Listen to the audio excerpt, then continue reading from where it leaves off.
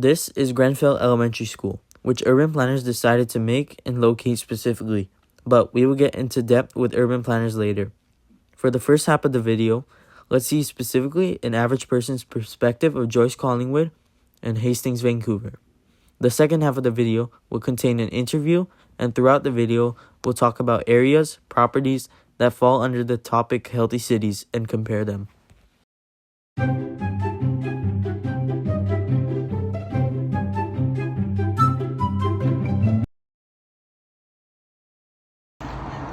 This is Caribou Park, which is a perfect example of a blue and green space. The pond was once clean and pretty, but now it's quite messy, but it's still considered a blue space.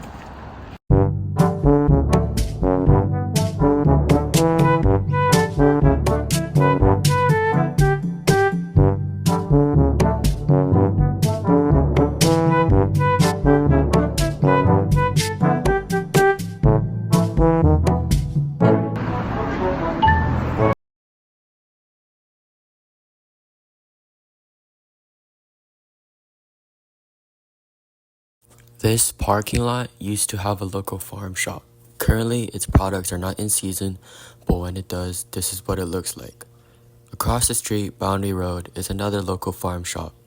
Since it's two local places that give affordable, healthy, and nutritious food in just a span of one street, it's safe to say Joyce Collingwood and its surrounding communities has a safe and good food security due to the easy access of fresh food.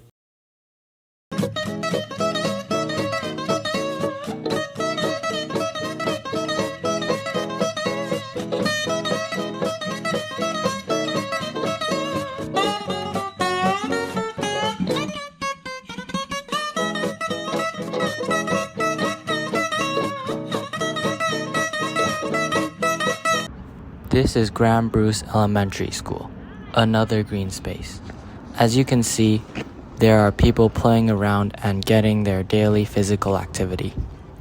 And this is what the main objective of the urban planners wanted, to make sure people engage in physical activities.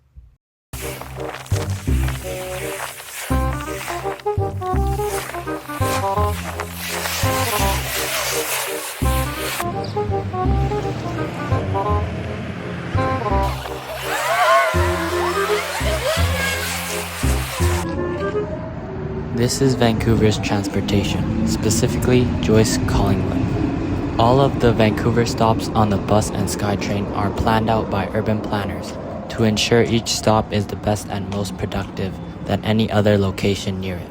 So if you're ever happy about having a bus stop or SkyTrain stop near where you live, then you'll have to thank the urban planners.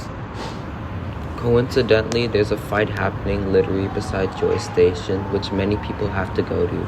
Seeing this in broad daylight might mean that for our city, urban health needs better public safety.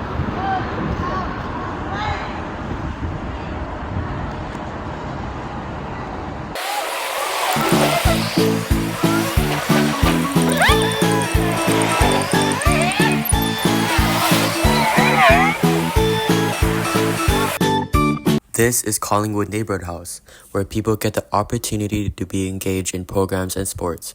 Many people and myself have participated in its programs basically almost every day and allows me to be more social. A simple community like Collingwood already contributes to urban health because with its opportunities, it allows people to be more interactive, which in a result can reduce chronic illnesses like diabetes and depression. Thankfully, an almost region of Vancouver has something like a community center. We have already seen 2 schools and 1 park in a span of a few kilometers. This is all beneficial, allowing every kid to have access to education. And also every inch of the street includes a tree, which benefits our air quality and our scenery. Again, this is all due to urban planners. They are the principle of the connection between people and surroundings. With bad urban planning, we can expect very few trees, more roads, more pollution, and less opportunities such as community center to be engaged. Now, I have interviewed a worker from Collingwood Neighborhood House called Robert, who has been working for this neighborhood for around a decade. He has given us some of his insight of Joyce's history. Here are his words.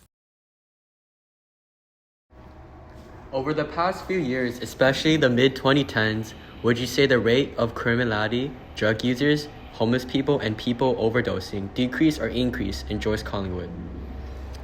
I think the criminality and overall like delinquency has gone down. I think there's been a lot of um, community development initiatives to minimize crime and like involvement in gangs. Drug users and homelessness, I think you still see it, maybe less at Joyce Station, but more towards Kingsway, primarily around the Tim Hortons, where that building is okay with having homeless people in the area.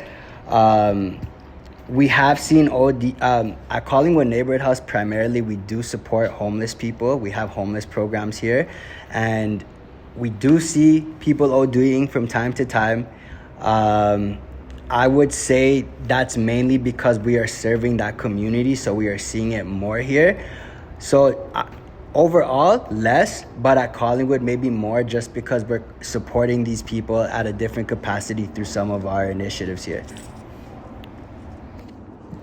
Would you say residents are more safer and independent now than the mid-2010s?